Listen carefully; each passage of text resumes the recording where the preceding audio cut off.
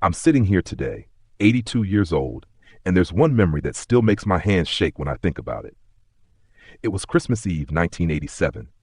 My father was lying in that hospital bed, tubes running everywhere, his breathing shallow and rattling. The doctors said he had maybe hours left. My wife Celeste was standing at the foot of the bed, holding our youngest daughter's hand. My father opened his eyes, looked right past me like I was invisible, and whispered to the nurse, "Don't let that woman touch me. She's been waiting for this day since the beginning." Then he turned his face to the wall and wouldn't look at us again. That's when I realized that 43 years of marriage, 4 children, and a lifetime of trying to prove myself had all been for nothing. My own father would rather die alone than let the woman I loved say goodbye. If you've ever had to choose between blood and love, you know the kind of pain that doesn't ever really heal. You just learn to live with it, cutting you a little deeper every day. Before I go any further, if you love these real-life stories about family, love, and the choices that change everything, hit that like button and subscribe. And drop a comment telling me what part of the world you're watching from. It helps me know I'm not alone in this, that these memories matter to someone out there. My name is Marcus Theodore Washington. I'm 82 years old now, but back when this story starts, I was a young man of 25, living in Richmond, Virginia, working in my father's construction supply business. The year was 1968, and I thought I had my whole life figured out. I didn't know then that the decisions I was about to make would tear my family apart for decades. I didn't know that love could be both the best and worst thing that ever happened to a man. And I sure as hell didn't know that my father, Theodore Washington Sr., would turn his back on his own grandchildren and die without ever forgiving me for marrying the woman I loved. I first saw Celeste Marie Johnson on a Tuesday morning in April 1968, standing at the bus stop on Broad Street with rain dripping off the edge of her yellow umbrella. She was wearing a simple blue dress that looked like she'd made it herself, and she had this way of standing, back straight, chin up, that made you think she was somebody important, even though the worn-out shoes on her feet told a different story. I was driving my father's company truck, heading to make a delivery, and something made me pull over. To this day, I can't tell you what it was. Maybe it was the way the rain made everything look softer that morning. Maybe it was because I was tired of the life my father had planned out for me, like a blueprint for one of his construction projects. But I pulled over, rolled down my window, and asked if she needed a ride. She looked at me for a long moment, deciding. Her eyes were dark brown, almost black, and they had this way of seeing right through whatever you were trying to show the world. "I don't take rides from strangers," she said, her voice clear and firm, "but I appreciate the offer." Then she smiled, just a little, and that smile did something to my chest that I'd never felt before. "My name's Marcus Washington," I said quickly, not wanting her to walk away. "Now we're not strangers anymore." She laughed then, a real laugh that made her whole face light up. "That's not how it works," she said.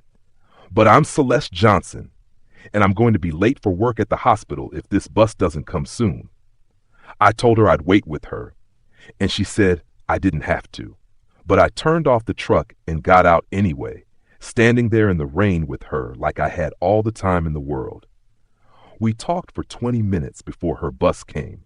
She told me she was a nursing assistant at Richmond General Hospital, working double shifts most days to help her mama pay the rent on their apartment in Gilpin Court. Her father had died when she was 14, leaving her mama with 5 kids and no insurance. Celeste was the oldest, so she dropped out of high school in 11th grade to work full-time. She talked about it matter of fact, no self-pity, just stating the reality of her life. I told her about the construction supply business, how my father had built it from nothing after coming back from World War II, how he expected me to take it over someday and expand it into the biggest operation in Virginia.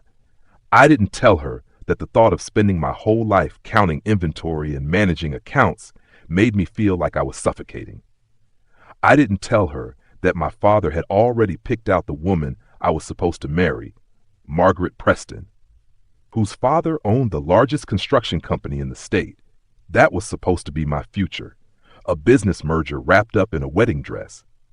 When Celeste's bus finally came, she hesitated before getting on. "It was nice meeting you, Marcus Washington," she said. "Maybe I'll see you around." I watched that bus pull away and knew I was in trouble. I'd been raised to believe in practical things, business connections, financial security, planning for the future.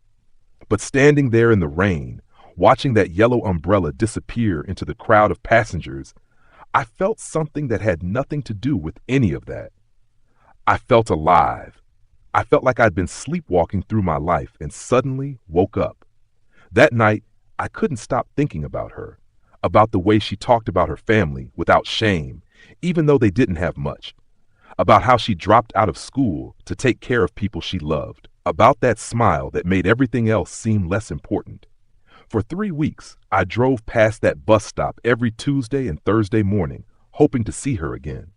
My father started asking questions about why I was taking so long on deliveries, but I made up excuses about traffic.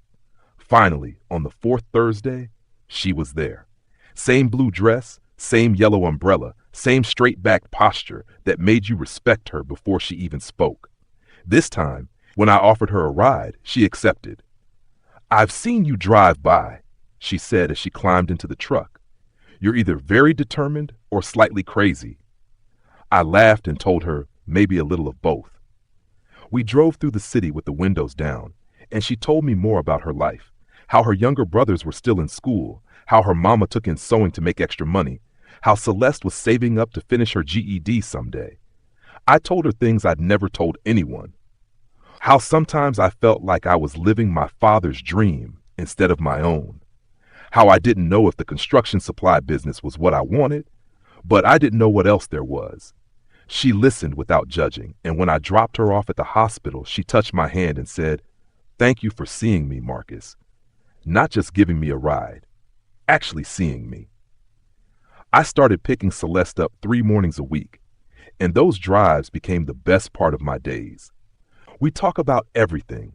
Her dream of becoming a registered nurse someday, my half-formed ideas about maybe going back to school for engineering, the way the city was changing after Dr. King's assassination that April. Sometimes we didn't talk at all, just drove through the early morning streets with the radio playing soft, and that felt just as good. But I knew I was playing with fire. My father had been introducing me to Margaret Preston at every Chamber of Commerce meeting, every church social, every business dinner. Margaret was nice enough, tall, blonde, educated at some fancy women's college up north. She knew how to talk about quarterly projections and market expansion. She wore pearls and smelled like expensive perfume. But when she talked, I felt nothing. When Celeste talked, I felt everything. By June, I was spending every free moment I had with Celeste. I'd pick her up after her shifts at the hospital, and we'd drive out to Maymont Park and walk by the river. She'd tell me stories about the patients she cared for, how she'd hold their hands when they were scared before surgery, how she'd learned to tell when someone was giving up before the doctors even noticed. She had this gift for seeing people's humanity, even in their worst moments. One evening, sitting on a bench watching the sunset over the James River, I took her hand and told her I was falling in love with her. She didn't say anything for a long time, just looked at our hands intertwined, her dark fingers against my lighter brown skin. Finally, she said, "Marcus, you know this can't work. You're for whole world. I'm not part of that." I told her I didn't care. She pulled her hand away gently. "You will," she said. "When you have to choose, you will." But I was 25 and stupid and convinced that love conquered everything. In July, I brought Celeste home to meet my parents. My mother, Ruth, was polite but distant, offering iced tea and making small talk about the weather. My father sat in his chair in the living room, reading the newspaper, and didn't look up once. Not when we walked in. Not when my mother introduced Celeste. Not when Celeste tried to speak to him directly. He sat there behind that newspaper like we didn't exist, and I felt shame burn through me. Not shame of Celeste, but shame that my father couldn't even pretend to be civil. After an hour of painful conversation with my mother while my father ignored us, Celeste said she needed to get home.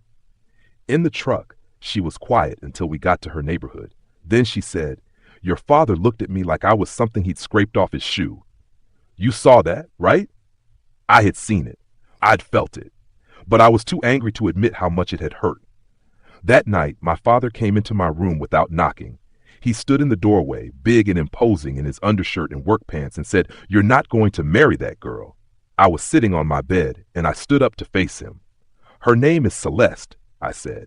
"And yes, I am." He walked closer, and I could see the veins in his neck pulsing. "That girl is from Gilpin Court, Marcus. Her family's got nothing. No business connections, no money, no future. I didn't build this company from dirt, so you could throw it away on some nursing assistant who can't help you grow it." I felt something crack inside me then. She's not a business deal, Dad. She's a person, and I love her. My father's face got dark. "Love?" he said. "Let me tell you about love. Love is making sure your family survives. Love is building something that lasts. Love is knowing that Margaret Preston's dowry and her father's construction company will triple our business in 5 years. That's love. Thinking about the future, not just how some girl makes you feel right now." I could have backed down. I could have seen where he was coming from, the practical side, the business side, but something in me refused. "What about Mom?" I asked. "Did you marry her because you loved her, or because it made business sense?" My father's hand came up so fast I barely saw it. The slap across my face echoed in the small room. We stood there, both of us breathing hard, both of us shocked. He'd never hit me before, not even when I was a kid. "You watch your mouth about your mother," he said quietly, dangerously. "And you end things with that girl before you ruin your life." Then he walked out, and I heard him tell my mother that I was no longer welcome at Sunday dinner until I came to my senses. I touched my face where his hand had landed and knew that something had broken between us that wouldn't ever fully heal. But I also knew I wasn't going to give up Celeste. Not for him. Not for anyone. Celeste and I got married on September 14th, 1968, at the courthouse with 2 witnesses we pulled off the street. She wore a simple white dress her mother had made, and I wore my only suit. I'd bought her a ring from a pawn shop. Nothing fancy, just a thin gold band with 3 tiny diamonds.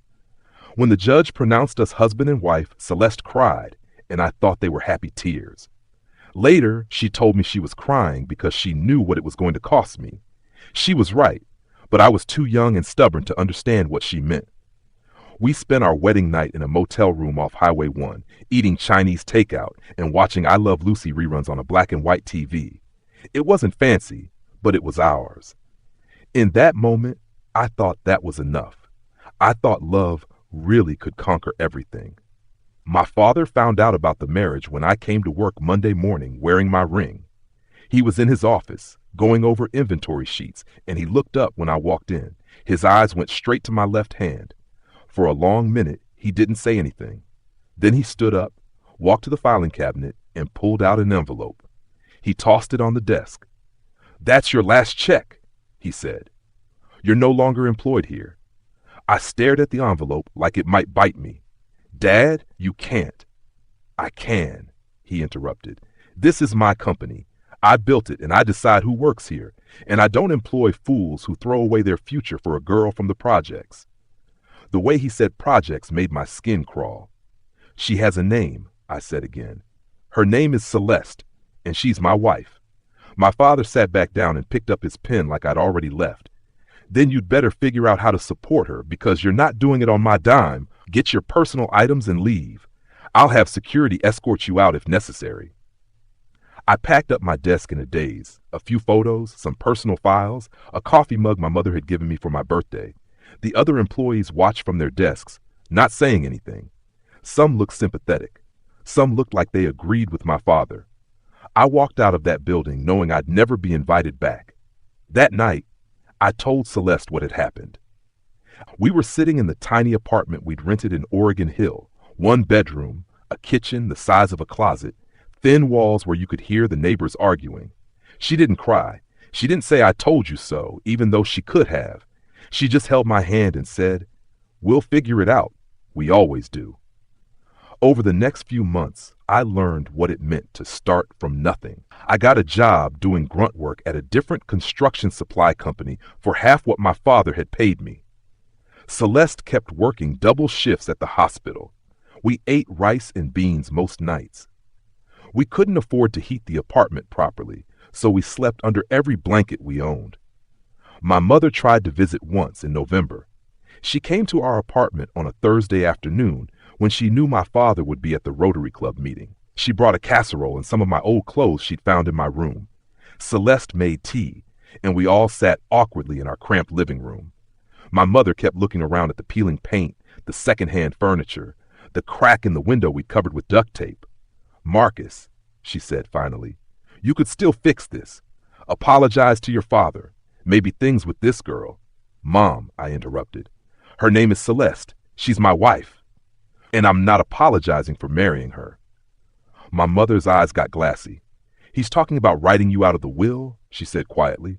"He's talking about giving everything to your cousin Calvin when he retires. Is that really what you want? To throw away your inheritance for pride?" I looked at Celeste, who was sitting perfectly still, not saying anything. Then I looked back at my mother. "It's not pride, Mom. It's love. And yes, that's what I want." My mother left, and we didn't speak for 6 months after that. Christmas came, and we weren't invited to the family dinner. New Year's passed the same way. Then in March 1969, Celeste told me she was pregnant. We were sitting at our kitchen table, eating spaghetti with no meatballs because we couldn't afford the meat. She just said it plain, "I'm going to have a baby." I dropped my fork. I'd been worried about how we were going to pay rent next month, how we were going to afford Celeste's medical bills, how I was going to provide for the two of us. Now there would be 3. The fear must have shown on my face because Celeste's expression changed. "If you're thinking this was a mistake," she started.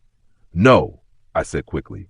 "No, it's not a mistake. I'm scared, Celeste. I'm scared I can't give you what you deserve, what the baby deserves." She reached across the table and took my hand. "We don't need what your father has," she said. "We just need each other. That's enough." I wanted to believe her. God, I wanted to believe that love and determination were enough. But late at night, lying in our bed, listening to the radiator clank and the neighbors yell, I wondered if I'd made the biggest mistake of my life. Not marrying Celeste. That still felt right.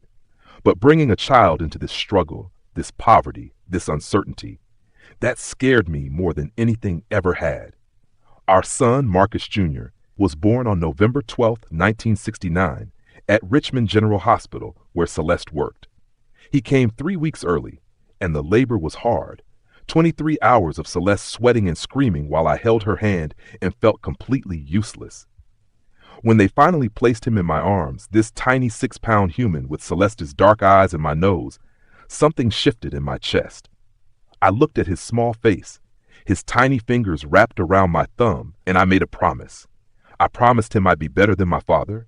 I promised I'd love him no matter who he became or who he chose to love. I promised I'd never make him feel like he had to choose between his family and his heart. Then I cried right there in the delivery room and didn't care who saw. We brought Marcus Jr. home to our apartment, and reality hit hard. Babies are expensive. Diapers, formula, doctor visits, clothes he grew out of every few weeks. I picked up extra shifts doing manual labor on construction sites, coming home so tired I could barely stand. Celeste went back to work 6 weeks after giving birth because we needed the money, and her mother watched the baby during the day. My mother-in-law, Dorothy Johnson, was a saint.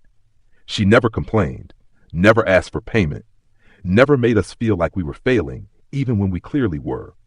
One evening, I came home to find Dorothy holding Marcus Jr., singing him an old spiritual while he slept against her shoulder. She looked up at me with such kindness in her eyes. "You're doing good, Marcus," she said. "You're working hard. You love your family. That's what matters."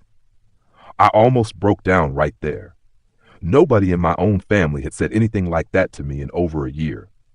I tried one more time to reach out to my father. Marcus Jr. was 3 months old, and I thought maybe having a grandchild would soften him. I called his office, and his secretary said he wasn't available. I called the house, and my mother answered. I told her about the baby, how he was healthy, how he smiled now, how he had the Washington nose and my father's stubborn chin. I could hear her crying softly on the other end. "Your father doesn't want to hear about it, Marcus," she said. He says you made your choice. But Mom, he's your grandson. Don't you want to meet him? There was a long pause. Then she said, Of course I do. But your father, he's so angry, Marcus, so hurt. He thinks you rejected everything he built, everything he worked for.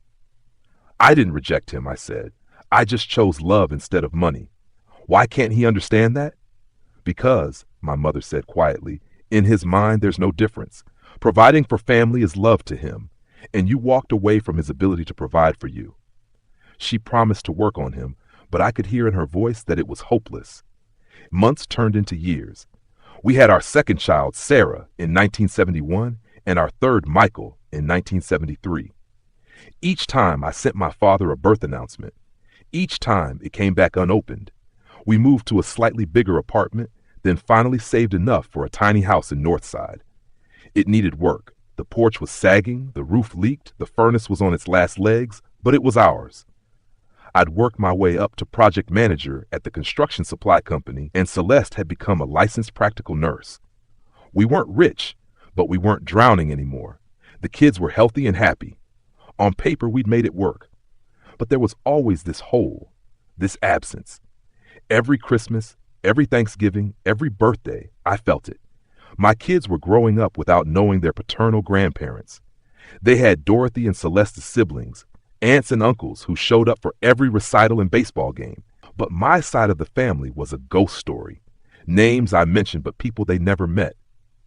Then in 1976, everything changed. It was Thanksgiving, and Celeste's family had gathered at our house. Her mother, her 4 siblings, all their kids, everyone crammed into our small living room eating turkey and cornbread dressing and sweet potato pie. Marcus Jr. was 7, Sarah was 5, Michael was 3. The house was loud and chaotic and full of love. I was helping clear dishes when the doorbell rang. I opened it, and there stood my mother, holding a covered dish and looking nervous. Ruth, Celeste came up behind me. Mrs. Washington. My mother's eyes were red. I'm sorry, she said. I'm sorry for not coming sooner. But I can't do this anymore. I can't pretend my grandchildren don't exist. I wanted to be angry. I wanted to tell her 8 years was too long to wait. But she looked so broken standing there that I just stepped aside and let her in. The kids didn't know who she was at first. I had to explain. This is Grandma Ruth. She's Daddy's mama. They were shy, uncertain, but curious. My mother sat on the couch, and slowly, one by one, they came to her. She cried when she held Michael for the first time, this little boy who had her late father's eyes. She cried when Sarah showed her a drawing. She cried when Marcus Jr. asked if she was going to come to his school play. Yes, she said, looking at me. If your father will let me, I'll come to everything from now on. I nodded, not trusting my voice. My mother became part of our lives after that Thanksgiving, but it was complicated. She'd visit when my father was at work, staying for a few hours, then rushing home before he got there. The kids started to bond with her, and that was good. But it also made the absence of my father even more obvious. Marcus Jr. would ask, "Why doesn't Grandpa Theodore come too?" And I didn't know how to explain that his grandfather's pride was stronger than his love, that his grandfather had decided years ago that we weren't worth forgiving. I'd tell Marcus Jr. that Grandpa was very busy with work, which was true but also a lie. The truth was too complicated and too painful to explain to a 7-year-old boy who just wanted to know his grandfather. In 1978, my father had his first heart attack. My mother called me from the hospital, her voice shaking. "Marcus, you need to come. The doctors say it's serious." I dropped everything and drove to Richmond General. When I got to his room in the cardiac unit, my mother was sitting beside his bed, holding his hand. My father was awake but looked terrible, gray skin, oxygen tubes in his nose, monitors beeping. He saw me standing in the doorway, and for just a second, something flickered in his eyes. Relief? Recognition? But then his face hardened. "What's he doing here?" he asked my mother. Not me, her, like I wasn't worth speaking to directly. My mother squeezed his hand. "Theodore, he's your son. He came because he was worried about you." "I don't need his worry," my father said. "Tell him to leave." I stood there, frozen between hurt and anger. Part of me wanted to walk out and never come back. But another part, The part that still remembered fishing trips and learning to drive stick shift and my father teaching me about measuring twice and cutting once, that part couldn't move. Dad, I said, my voice rough, I'm here. I'm sorry you're sick, but I'm not sorry I married Celeste. My father turned his head away from me. Then there's nothing to talk about. My mother started crying. Please, both of you. Theodore, you almost died today.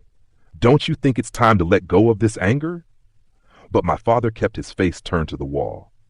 After a long minute, I left. I drove home and told Celeste what happened. She held me while I cried for the first time in years.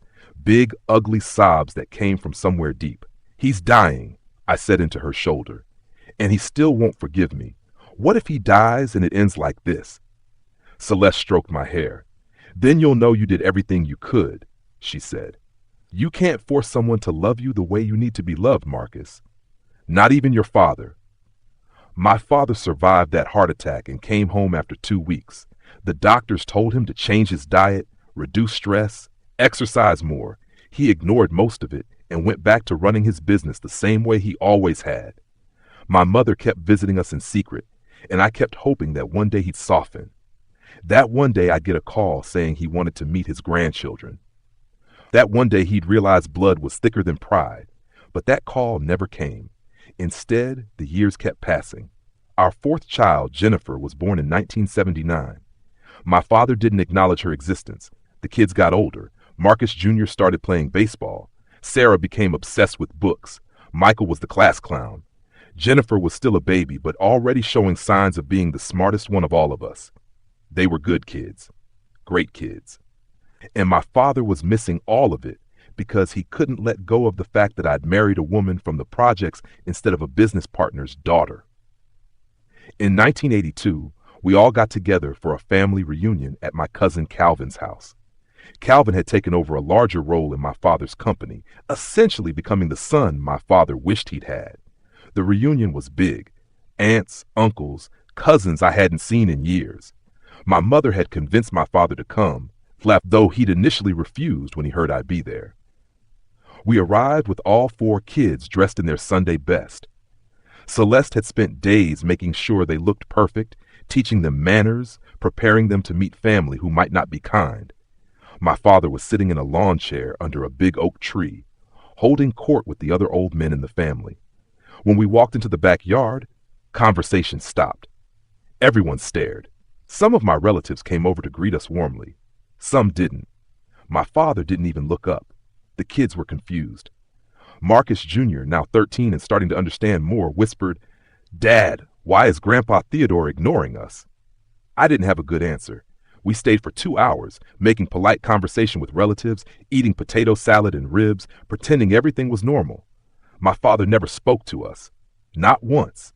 He spoke to everyone else, laughing, telling stories, being the charismatic man I remembered from childhood.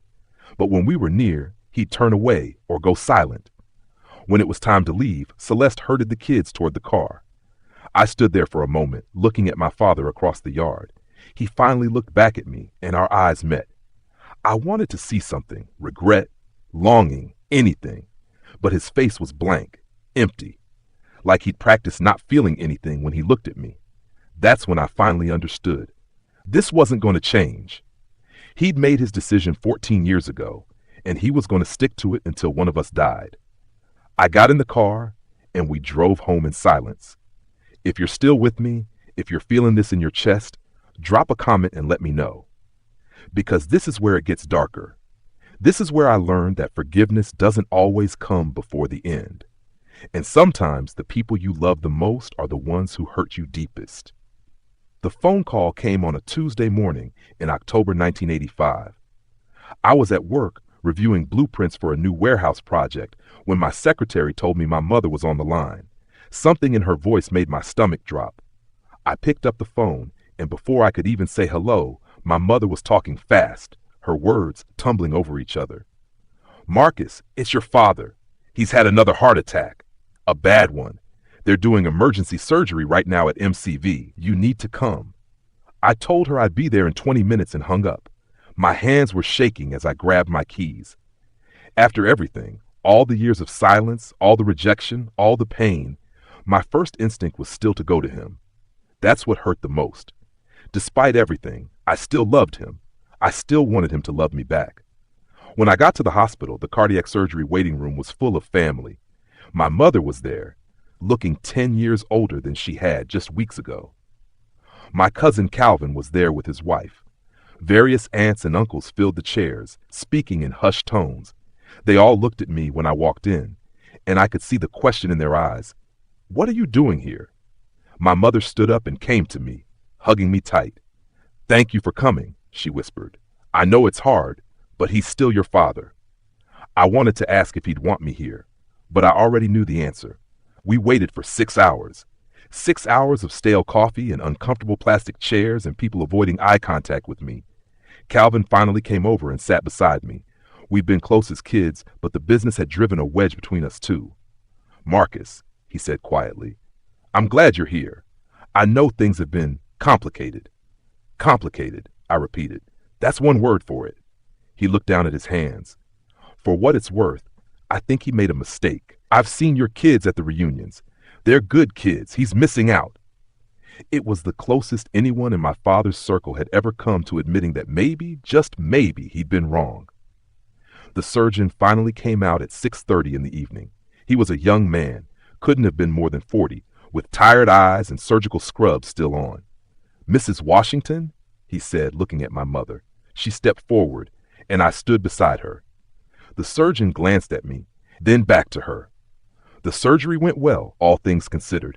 We did a quadruple bypass. He's stable now, but the next 48 hours are critical. He's in recovery. You can see him briefly, but he's sedated and probably won't be responsive." My mother nodded, wiping her eyes. Then she looked at me. "Come with me," she said. It wasn't a request. We followed a nurse through the double doors into the recovery unit. The room was dim, full of machines and monitors and the steady beep of heart rate monitors. My father was in the bed closest to the window, looking small in a way I'd never seen him before. He'd always been this larger-than-life figure, 6'2", broad shoulders, commanding voice. Now he looked shrunken, vulnerable, old. Tubes and wires were everywhere. His chest rose and fell with mechanical precision, and I realized he was on a ventilator. My mother went to his side and took his hand. I stood at the foot of the bed, not sure if I should be there or if my presence would somehow make things worse, even in his unconscious state. "Theodore," my mother said softly, even though he couldn't hear her. "Marcus is here. Your son is here." I don't know what I expected. Maybe for him to miraculously wake up and have some deathbed revelation about forgiveness. But he just lay there, breathing through machines, unaware of anything. We stood there for maybe 10 minutes before the nurse said we needed to leave. Walking back to the waiting room, my mother turned to me. "I need you to do something," she said. "I need you to be here every day until he wakes up.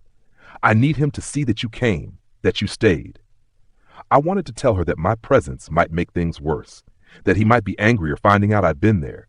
But I looked at her face, so tired, so worn down by years being caught between her husband's pride and her son's pain, and I couldn't say no. "I'll be here," I told her, "every day until he wakes up." And I was. For the next week, I came to the hospital before work and stayed until visiting hours ended. My father remained sedated for 4 days while his body healed. During that time, I sat in his room and talked to him even though he couldn't hear me.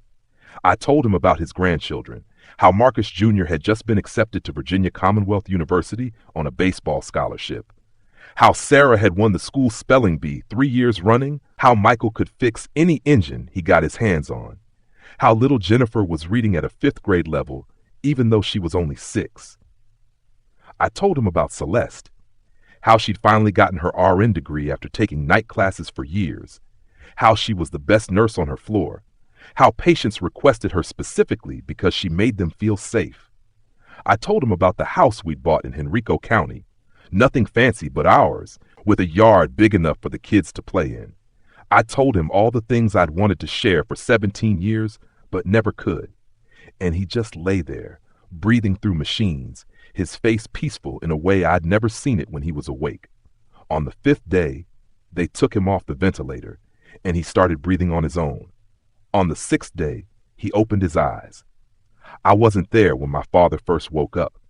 I'd gone home to shower and change clothes to spend a few hours with my family.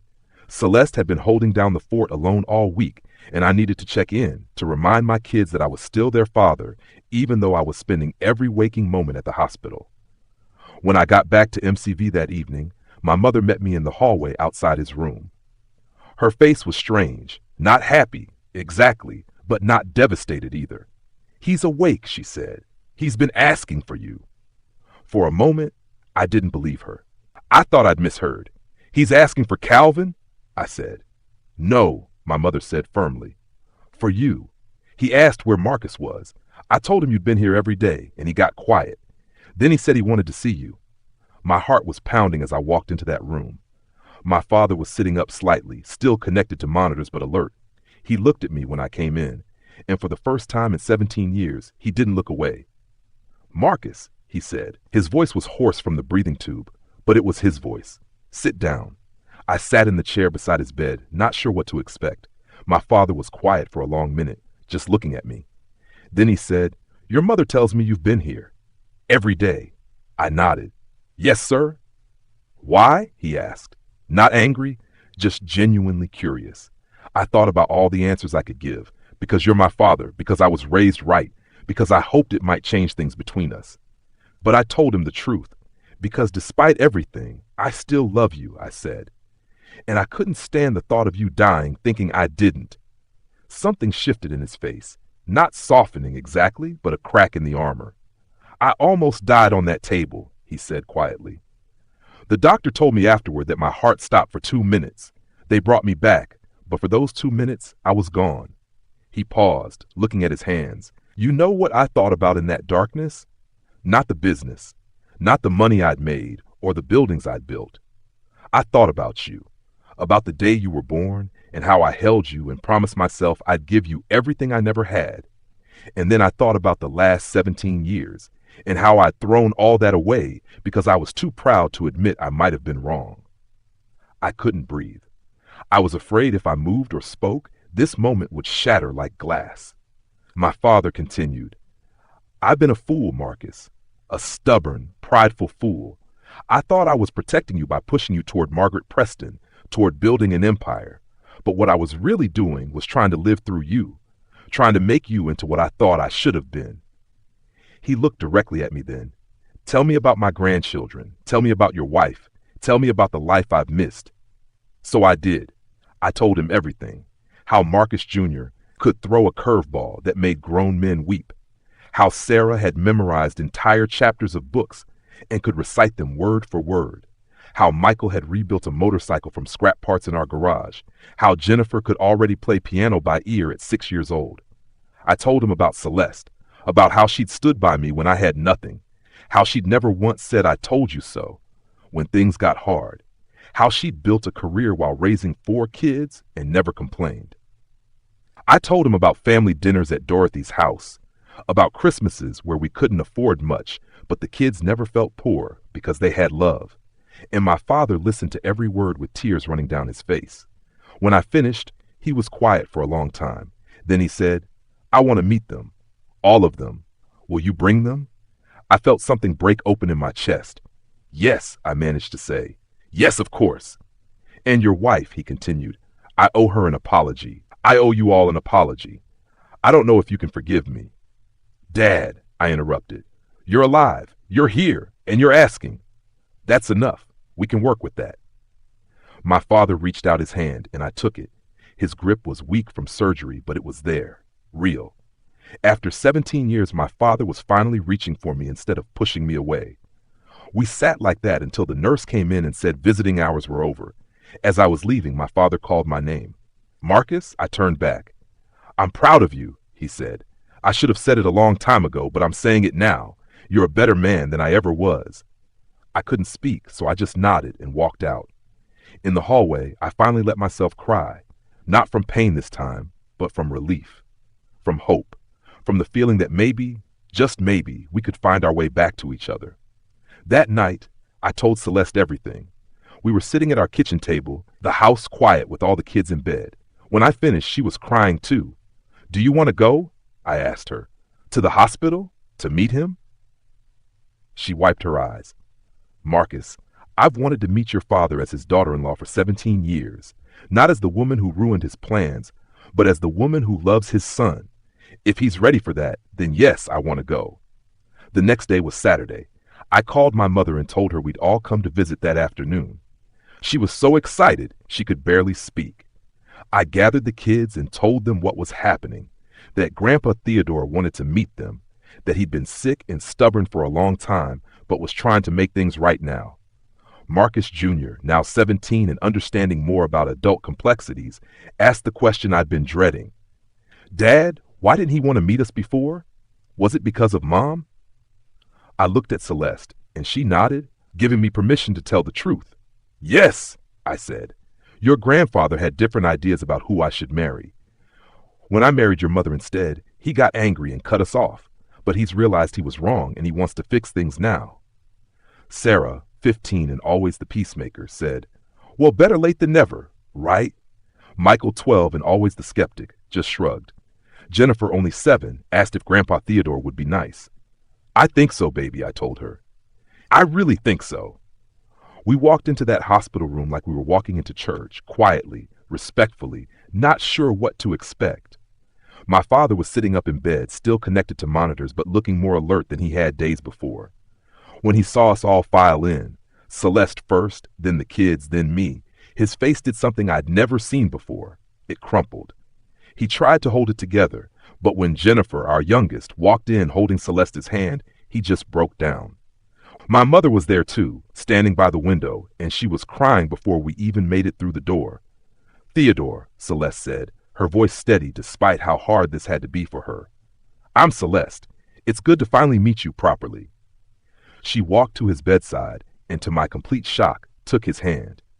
My father looked at her, really looked at her, for the first time ever, not with judgment or contempt, but with seeing.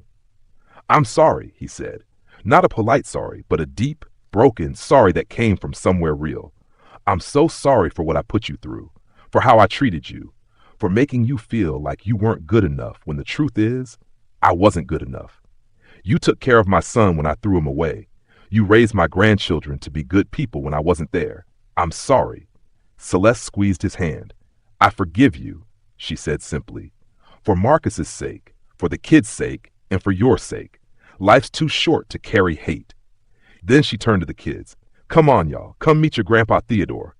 One by one, they approached the bed. Marcus Jr. went first, tall and athletic, looking so much like my father at that age it was eerie. I'm Marcus, he said, shaking my father's hand firmly. Everyone calls me Junior. I play baseball at VCU starting next fall. My father's eyes lit up. Baseball? I played baseball in the Army. What position? Pitcher, Junior said. And suddenly they were talking about curveballs and changeups like they'd known each other for years.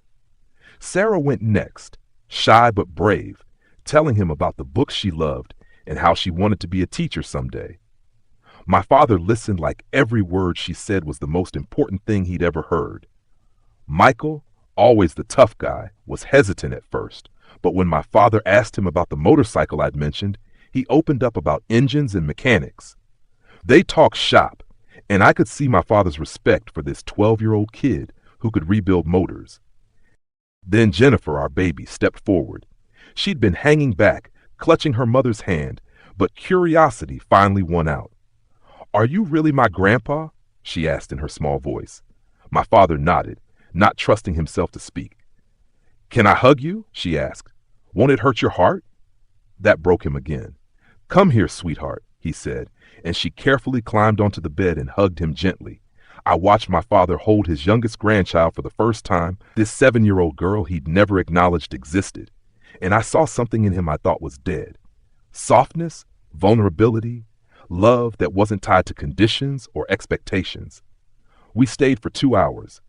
My mother ordered pizza to the hospital, and we ate together in that room, talking and laughing like this was normal, like we'd been doing this for years. The kids told stories. My father told stories from his childhood that I'd never heard. Celeste and my mother bonded over recipes. It felt like family, real family. Not perfect, not without the weight of all those lost years, but family nonetheless. When it was time to leave, my father called me back. Marcus, he said once everyone else had gone to the hallway. I can't get those years back. I can't undo the damage. But I want you to know I'm going to spend whatever time I have left making this right. You don't have to, I started. Yes, I do, he interrupted. Not because I owe you, though I do, but because I want to. I want to know those kids. I want to be their grandfather. I want Celeste to know that I see her now, really see her, and that I'm grateful for what she's done for you, for them. Will you let me do that? Yes, I said. Of course, yes. He smiled then, a real smile, tired but genuine. Good.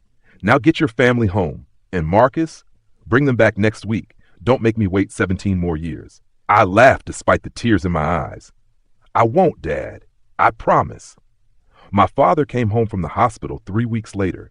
He was supposed to take it easy, doctor's orders, but Theodore Washington Sr. had never been good at taking it easy.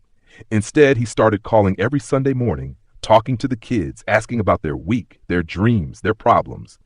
He and Celeste developed an unlikely friendship built on mutual respect and a shared love for crossword puzzles.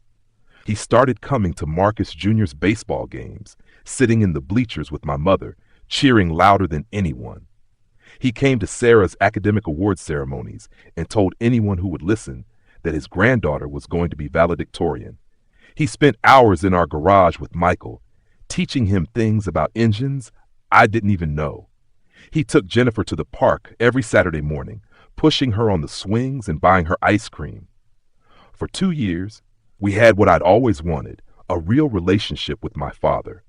He even apologized to Dorothy, Celeste's mother, for how he treated her daughter. They became friends, too. These two parents who'd raised their kids in such different circumstances, but who both understood sacrifice and love. Everything felt like it was finally right, like we'd survived the storm and made it to calm waters. I should have known it wouldn't last.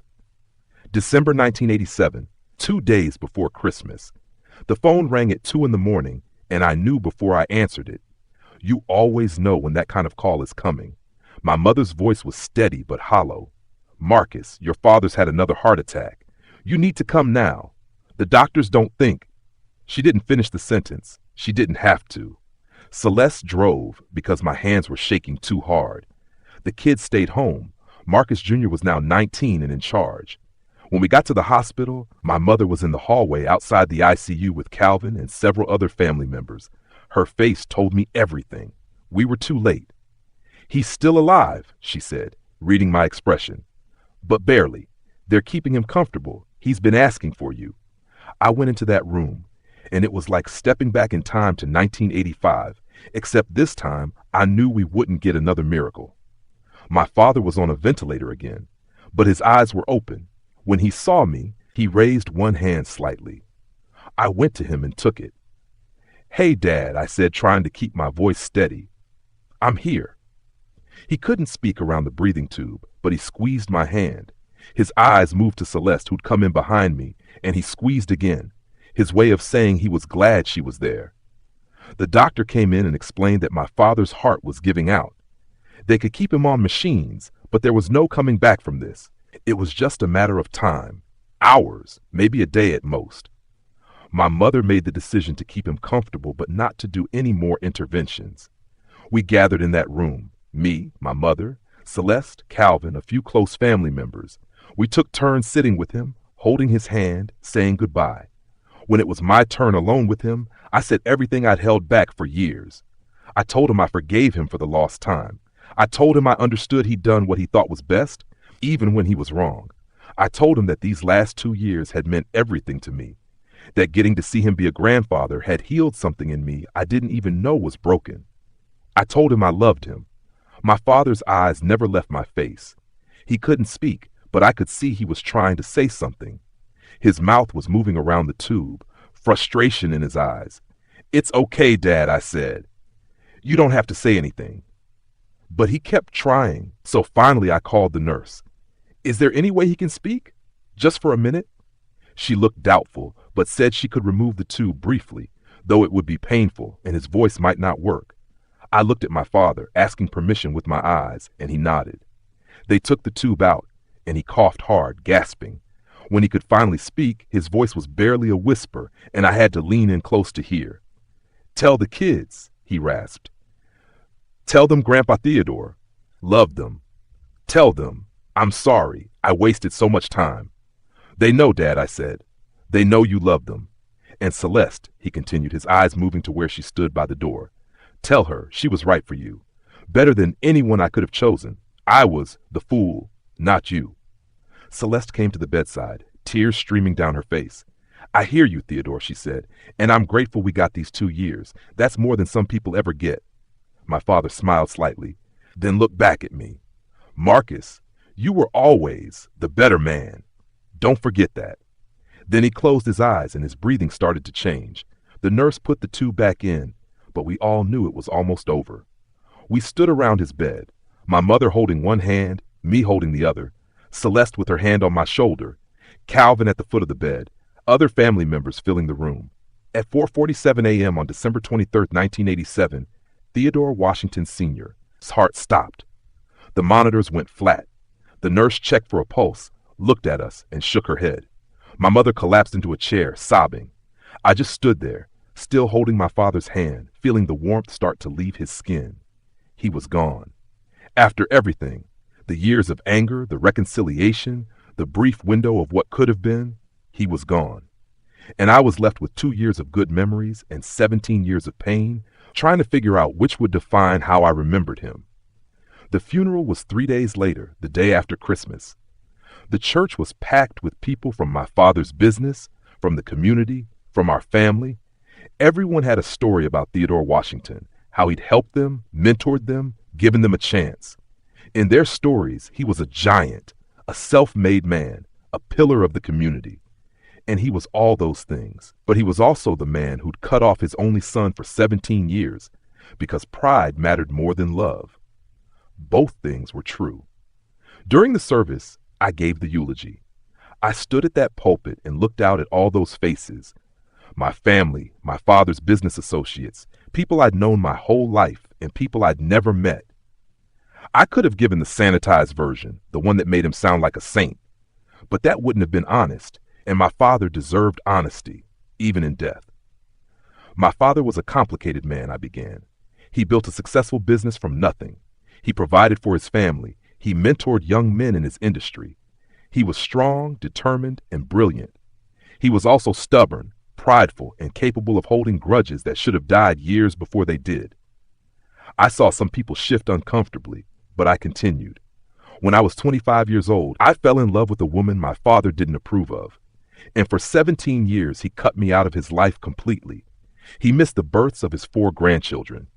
He missed birthdays and holidays and every milestone in between. He did this because he thought he knew what was best for me, and when I disagreed, he couldn't accept it. The church was silent now. My mother was crying quietly in the front pew, Celeste beside her with her arm around her shoulders. But 2 years ago, my father had a heart attack that nearly killed him, and something changed. He reached out. He apologized. He met his grandchildren for the first time and fell in love with them immediately. He built a relationship with my wife and learned to respect her. For 2 years, I had the father I'd always wanted, one who loved me not for what I could do for his business, but just for being his son. I paused, fighting to keep my composure. I'm angry that it took a near-death experience for him to change. I'm angry that we lost 17 years we can never get back, but I'm grateful for the 2 years we did have, because they taught me something important. It's never too late to choose love over pride. It's never too late to admit you were wrong. It's never too late to heal, even if the healing is incomplete and imperfect. I looked directly at my father's casket. Dad, I forgive you for the time we lost, and I thank you for the time we found. Rest easy now. Your grandchildren will know you love them, because I'll tell them. I'll tell them about your stubbornness and your brilliance, your mistakes and your redemption. I'll tell them the whole truth, because that's what you deserve. A complicated legacy for a complicated man. When I sat down, the church was so quiet you could hear people breathing. After the service, dozens of people came up to me. Some thanked me for being honest. Some said I was too hard on him. But several people, grown men and women who'd had their own complicated relationships with their parents, hugged me and whispered, "Thank you for saying what needed to be said." We buried my father on a cold, gray December morning in Hollywood Cemetery, overlooking the James River.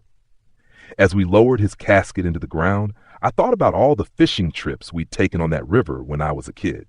How he taught me to bait a hook and read the water. How he told me that patience was the key to catching anything worth keeping. He'd been patient with his business, building it slowly and carefully over decades. But he'd had no patience for my choice to marry for love instead of strategy. And that impatience had cost us both more than I could ever measure. That was 37 years ago. My father's been gone longer now than he was in my life. But his story, our story, is still the defining narrative of my existence.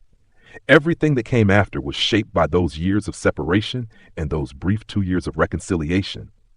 You want to know how it all turned out? Let me tell you. Marcus Jr. finished college and played minor league baseball for 3 years before his shoulder gave out. He became a high school coach and has spent the last 25 years teaching kids the game he loved. He named his first son Theodore after the grandfather he only knew for 2 years, but who made an impact that lasted a lifetime. Sarah became a teacher like she said she would, then a principal, and now she runs a literacy program for underserved communities in Richmond. She tells me all the time that watching our family heal taught her that education isn't just about books. It's about teaching people how to bridge divides, how to apologize, how to forgive. Michael opened his own auto repair shop and expanded it into 3 locations across Virginia. He's successful in his own right now, and funny enough, he married a woman from a wealthy family. Her father was skeptical at first, but Michael learned from my mistakes and from my father's mistakes. He built a relationship with his father-in-law slowly, with respect, and now they're best friends. Sometimes healing happens in the next generation. Sometimes our children learn from our pain and do better. Jennifer, our baby, became a doctor, an actual cardiologist specializing in hearts. She says it's because of what happened to her grandfather, how she saw a broken heart, literally and figuratively, and wanted to fix both kinds. She's brilliant and compassionate, and she volunteers at free clinics in underserved neighborhoods. She tells people that her grandmother Dorothy and her late grandfather Theodore both taught her that where you come from doesn't determine where you're going, that you can change, that it's never too late. Celeste and I just celebrated our 57th wedding anniversary. She's 79 now, and I'm 82, and we're still in love, still choosing each other every day. She retired from nursing 10 years ago, and now she volunteers at the hospital where she used to work, holding the hands of scared patients and singing them old spirituals when they can't sleep. She's exactly who she's always been, strong, compassionate, and more patient with me than I deserve. We've had a good life. Not an easy one, but a good one. We've buried friends and family members. We've watched our children grow and our grandchildren be born. We've fought and made up and fought again. We've struggled with money and health and all the things everyone struggles with. But we've done it together, and that's made all the difference. My mother lived until she was 93. In her final years, she told me stories I'd never heard, about how she'd argued with my father constantly during those 17 years, trying to get him to reach out. About how she'd driven past our house sometimes just to catch a glimpse of her grandchildren playing in the yard. About how she'd wept every Christmas we weren't there.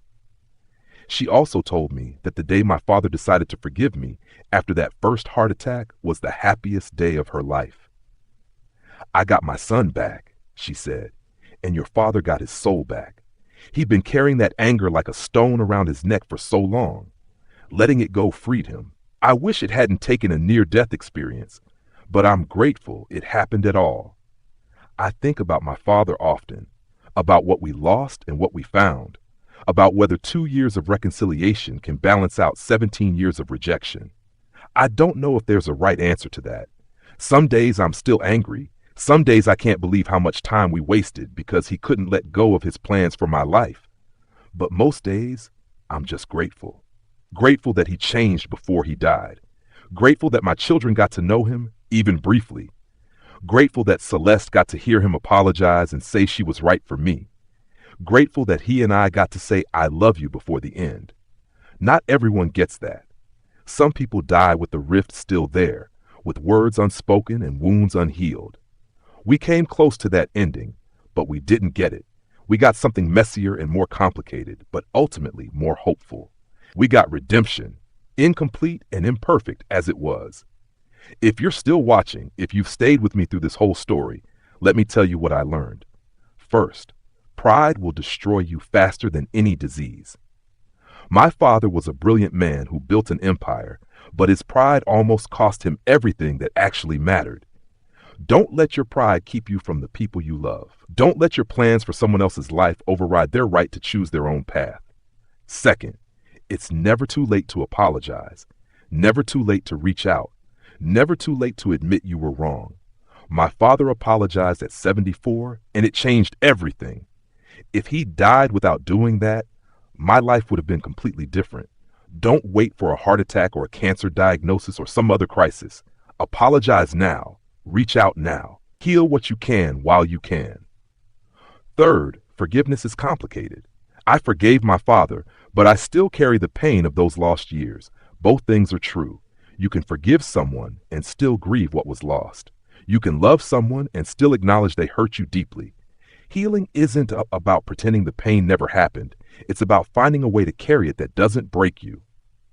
Fourth, and this is important, the people you love are worth more than any business deal, any money, any status. My father learned that lesson too late, but he did learn it. I chose Celeste over my inheritance, and I've never regretted it. Not once. Not even in the hardest times when we were eating rice and beans and couldn't afford to heat our apartment. Because love, real love, sustains you in ways money never can. And finally, tell your story. Tell the truth, even when it's complicated. Even when it makes you or the people you love look bad. Because somebody out there needs to hear it. Somebody out there is going through the same thing you went through, feeling the same pain you felt, wondering if they're alone in this. They're not. You're not. We're all out here, carrying our complicated family stories, trying to figure out how to love imperfect people who love us imperfectly back. I'm 82 years old now, and I don't have many years left myself. When I die, I want my children and grandchildren to know this story. Not the sanitized version, but the real one. I want them to know that their grandfather was stubborn and proud and made terrible choices. But I also want them to know he changed. He grew. He apologized. He spent his last 2 years trying to make things right, and that in the end, love won. Not easily, not without casualties, but it won. That's the story I'm leaving behind. That's my legacy. Not money or property or business success. Just this. I chose love over fear.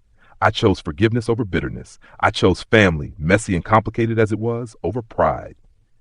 And I'd make those same choices again, knowing everything I know now.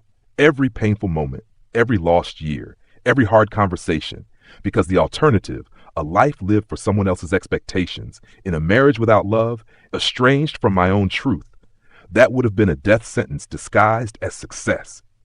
So if you're watching this from somewhere, dealing with your own family drama, your own impossible choices, your own parents or children who can't accept who you are or who you love, hear me. You're not alone. Your story matters, and it's never too late to choose love. Never too late to build bridges instead of walls. Never too late to say I'm sorry or I forgive you. Or I love you anyway. My father and I got 2 years after 17 years of silence. I'll take those 2 years and treasure them for whatever time I have left, because in the end, that's what matters.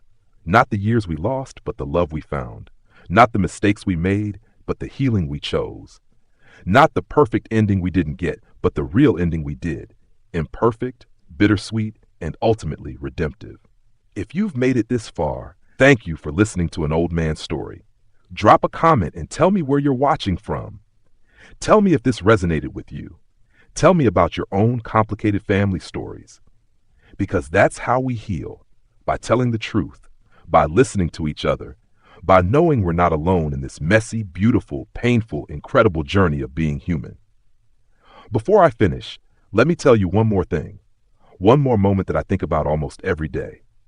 It was about 6 months after my father died, June 1988.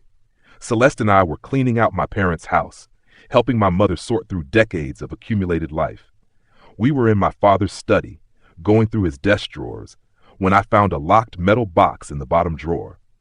My mother didn't know where the key was, so I pried it open with a screwdriver. Inside were letters, dozens of them. Letters my father had written but never sent. They were addressed to me, to Celeste, to each of our children by name.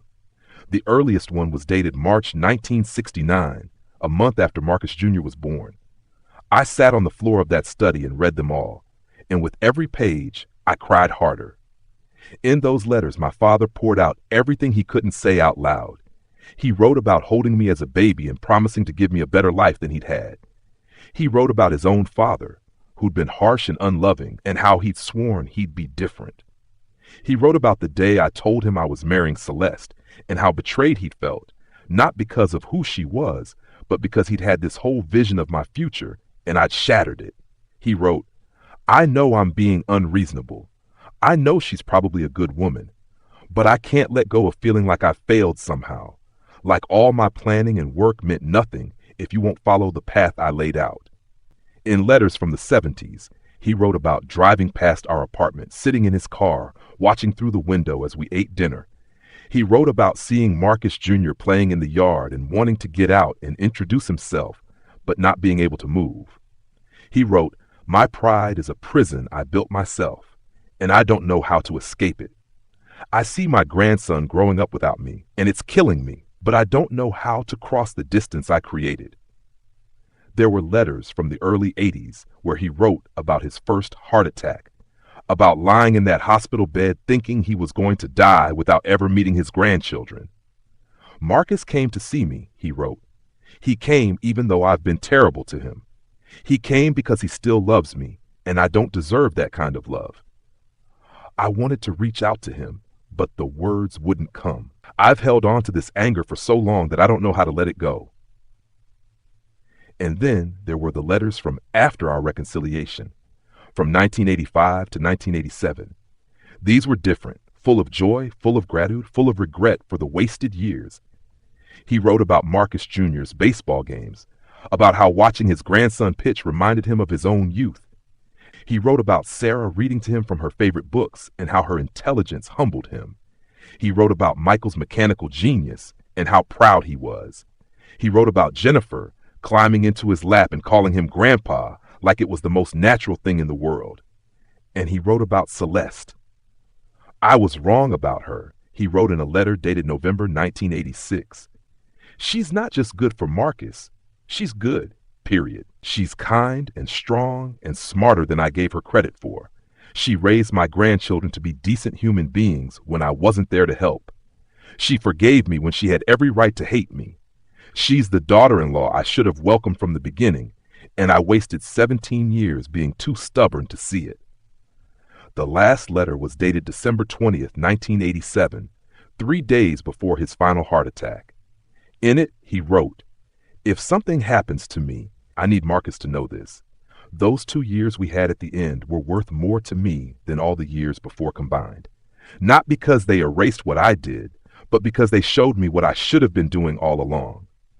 Being a father isn't about controlling your children's choices.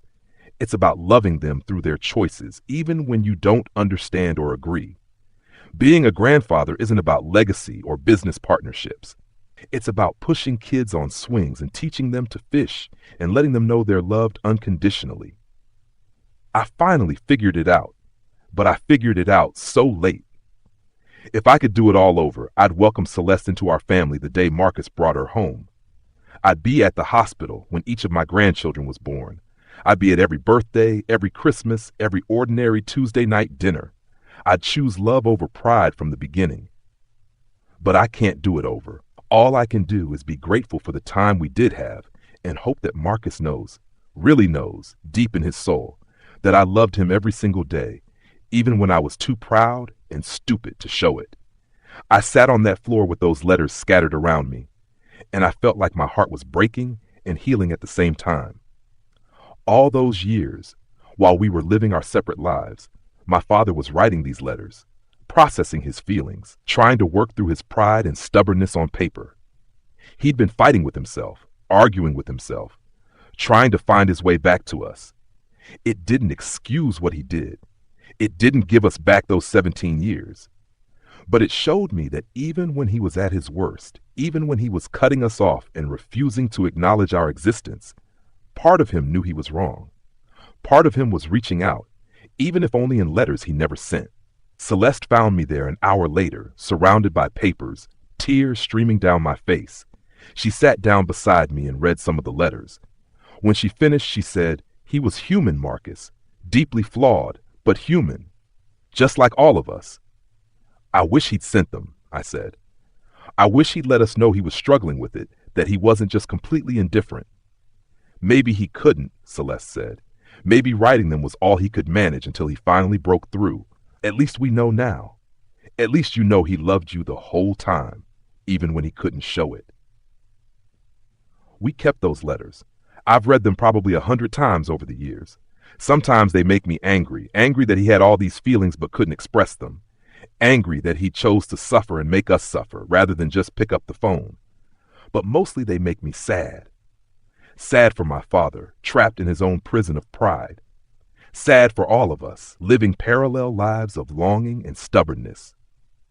Sad for how many people out there right now are probably doing the same thing, writing unsent letters, driving past houses, wanting to reach out but not knowing how. I showed those letters to my kids when they were older. Marcus Jr. read them and said, at least he tried, even if it was just on paper. At least he was thinking about us. Sarah said, it's heartbreaking that he felt he had to hide all this. Imagine how different things could have been if he'd just been honest about his feelings from the start. Michael, always pragmatic, said, well, he eventually did the right thing. That's what matters.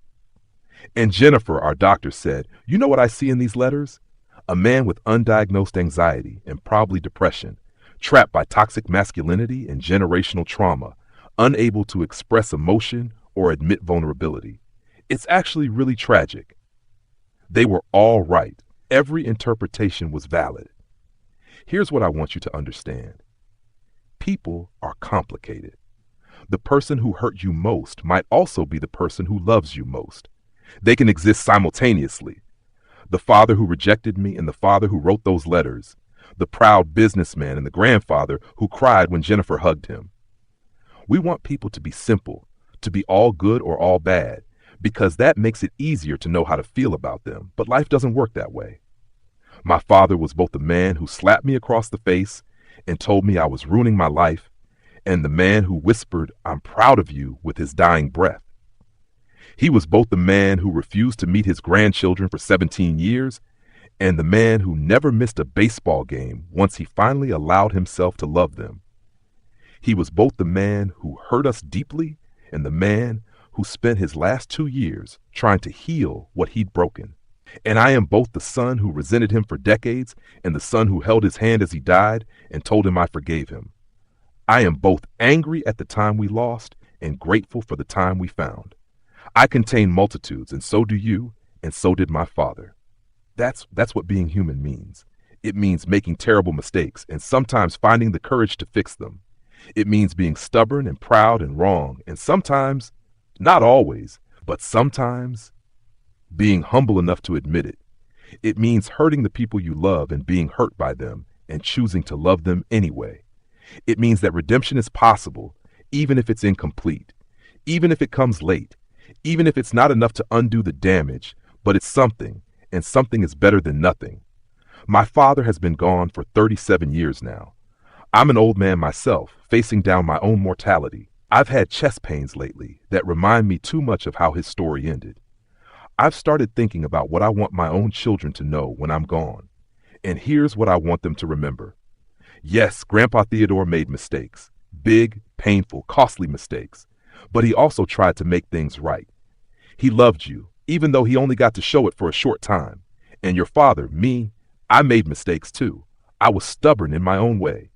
I could have tried harder to reach out to him during those 17 years. I could have shown up at his office or his house, forced a conversation.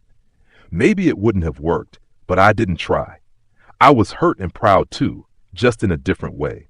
So we both contributed to the distance between us, and we both contributed to the healing. That's how it works. Relationships are never one person's fault or one person's responsibility. They're shared. the breaking and the mending both. I want my children and grandchildren to learn from our story, but not to judge it, not to look at their grandfather and think he was a monster, or look at me and think I was a saint. We were just two men, father and son, trying to figure out how to love each other across a divide created by pride and expectations and fear. And eventually we figured it out. Not perfectly, not completely, but enough. Enough to say I love you. Enough to say I'm sorry.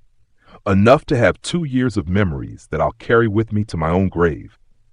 2 years out of 71 isn't much, but it's what we got, and I'm choosing to believe it mattered.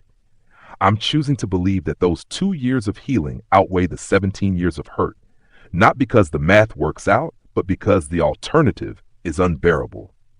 The alternative is to believe that love came too late, that the damage was permanent, that we wasted everything.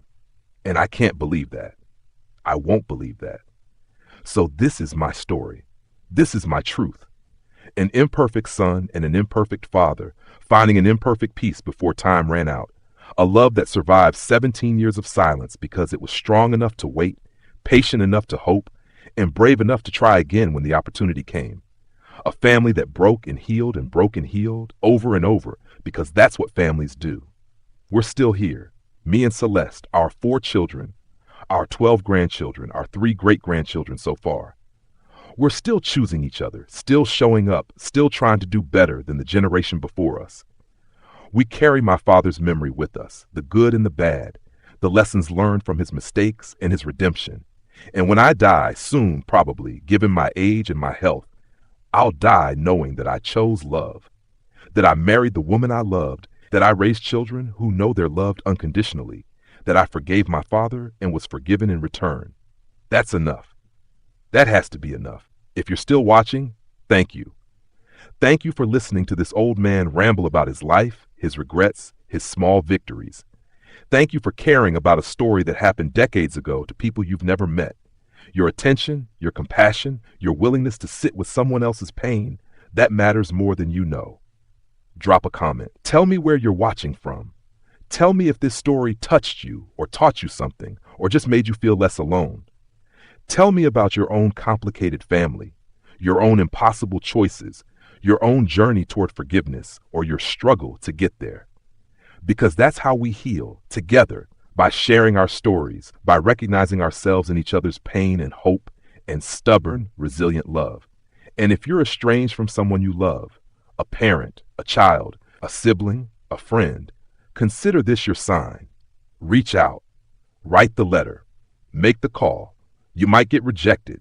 It might be too late, but it also might not be. You might get your 2 years or 20 years or just 2 minutes of peace before the end. And that's worth the risk. That's worth swallowing your pride and making yourself vulnerable. Because the alternative is dying with words unsaid and love unexpressed. And that's the real tragedy. Not the mistakes we made, but the healing we never attempted. My father's been gone for 37 years, but I still talk to him sometimes. I tell him about his great-grandchildren, about how Marcus Jr.'s son Theodore, named after him, just got accepted to medical school, about how Sarah's literacy program has helped thousands of kids learn to read, about how Michael's business is thriving and he treats his employees like family, about how Jennifer saved a man's life last week with emergency heart surgery, using skills my father's illness indirectly inspired her to develop. I tell him that his legacy isn't the business he built or the money he made. It's the family he almost lost but ultimately found. It's the lesson he taught us, painfully and slowly, that it's never too late to change, never too late to love, never too late to come home. And sometimes, in the quiet of the early morning or the stillness of the late night, I swear I can hear him. Not his voice, exactly, but his presence. And I think he's saying what he couldn't say for so long. I'm proud of you, son. You did good. You chose right. And I'm sorry it took me so long to see it. That's enough for me. That's all I ever wanted, to know that my father saw me, really saw me, and loved what he saw. Even if it took 74 years and a near-death experience for him to do it.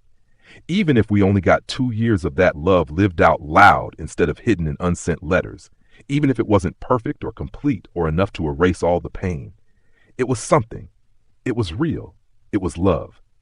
And in the end, that's all any of us are looking for, to be seen, to be known, to be loved anyway. My father gave me that before he died. I've given it to my children. They'll give it to theirs.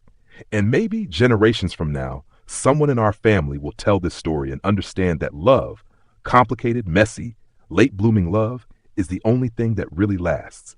The only thing that really matters. The only thing worth fighting for, worth waiting for, worth forgiving for.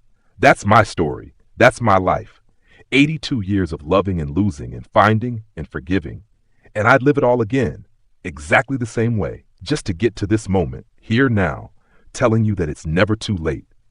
It's never too late to choose love. Never too late to heal. Never too late to come home. Thank you for listening. God bless you wherever you are. And may you find the courage to reach out to whoever you're missing before it's too late, before the last words go unsaid, before the love you're carrying has nowhere left to go. This is Marcus Theodore Washington signing off. Remember, love wins. Not easily, not quickly, not without cost. But it wins. It always wins. Hold on to that. When everything else fails, hold on to that. If this story moved you, hit that subscribe button, share it with someone who needs to hear it, and leave a comment telling me what part of the world you're watching from and what this meant to you. These stories matter. Your stories matter. We're all in this together, trying to figure out how to love imperfect people in an imperfect world. Thank you for being part of this journey with me.